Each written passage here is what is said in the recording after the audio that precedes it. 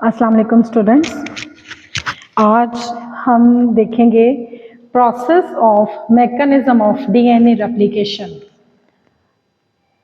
ये एक conceptual topic है।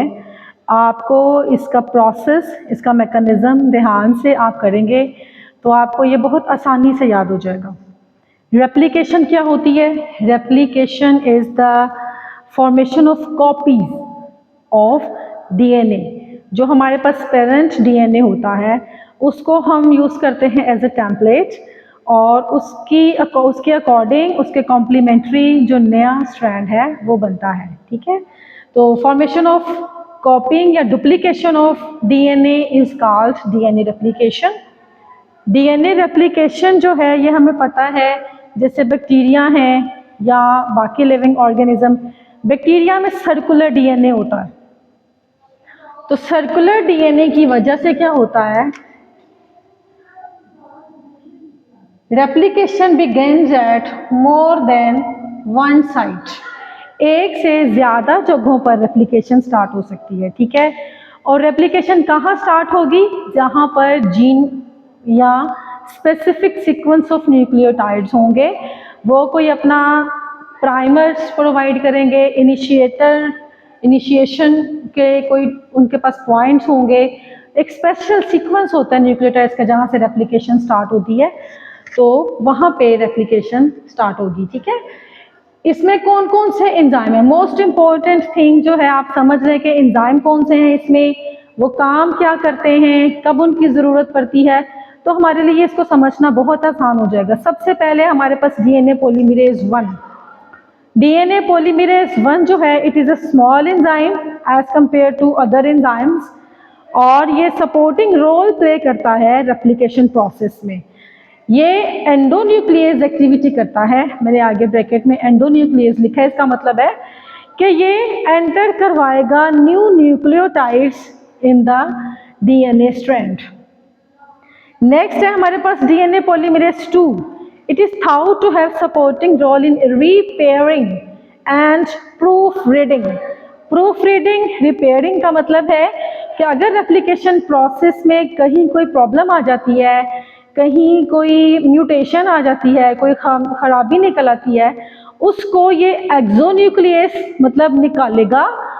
जैसे अभी हम देखेंगे जो फ्रेगमेंट्स बनते हैं रेप्लिकेशन में, छोटे छोटे टुकड़े बनते हैं, उनमें क्या होता है, डीएनए के न्यूक्लियोटाइड्स की जगह आरएनए के न्यूक्लियोटाइड्स कुछ आ जाते हैं। ठीक है, उनको निकालना होता है, तो वो एक्सोन्यूक्लियस न्यूक्लियोटाइड्स को निकालने का ये काम करते हैं। ठीक है, और कुछ ओकाज़की फ्रेगमेंट्स फॉर्मेशन में। डीएनए पॉलीमरेज 3 क्या है? ये मेन सबसे मोस्ट इम्पोर्टेंट एंजाइम है, ई कोलाई में भी, बाकी यूकैरियोट्स में भी। 10 time larger than other polymerases and it is more complex in structure, it is dimer और कैटेलाइज करता है ये रेप्लिकेशन ऑफ डीएनए स्ट्रैंड। और इसकी मोस्ट इंपॉर्टेंट एक्टिविटीज है endonuclease to enter the new nucleotides in the DNA strand, in the new template strand. ठीक है, एक है हमारे पास ये topoisomerase. What is topoisomerase? Topoisomerase आपने देखा डीएनए का जो स्ट्रक्चर है क्वाइल्ड होता है। ठीक है, ये देखें डीएनए जो है वो क्वाइलिंग में है, तो ये टोपोआइसोमेरेज क्या करेगा, उसकी क्वाइलिंग को खत्म करेगा।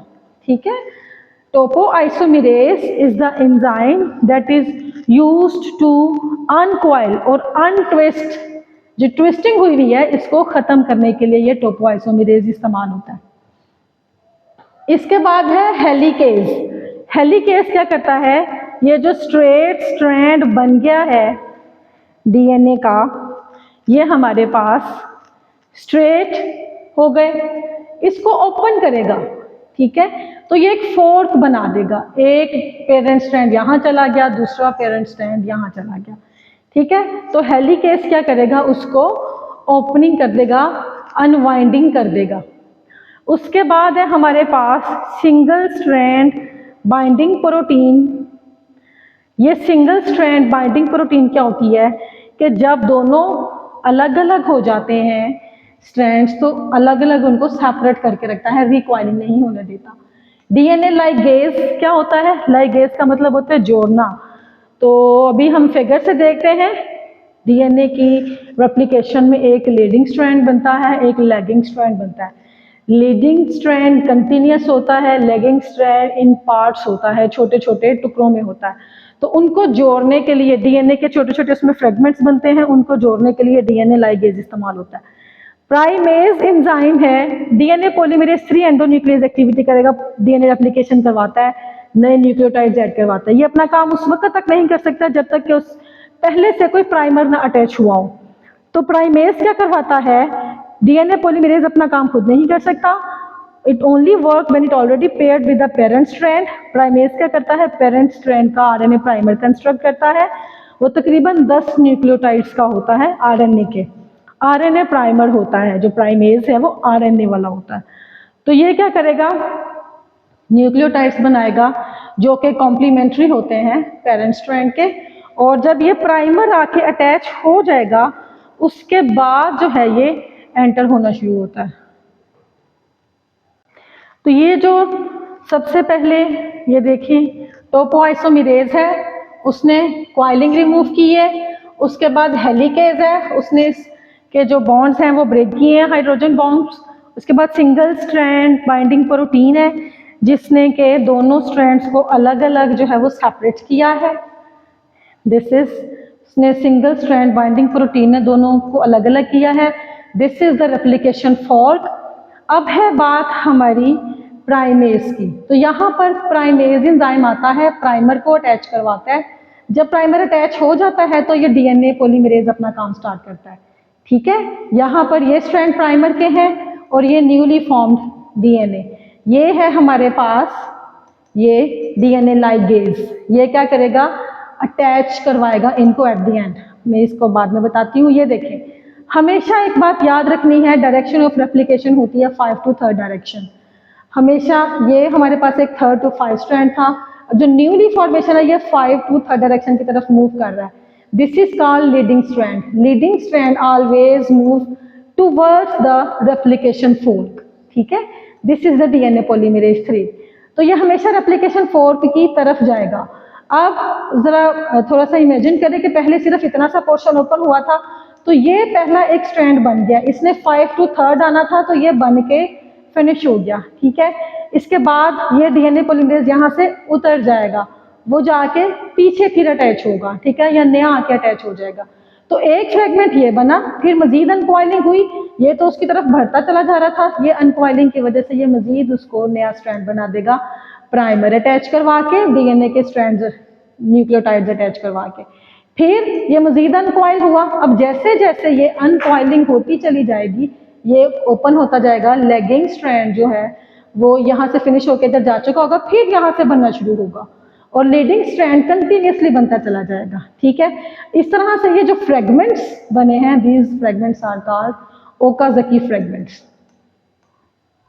ठीक है, और ये लैगिंग स्ट्रैंड के ऊपर कंटिन्यूसली बनते चले जाएंगे।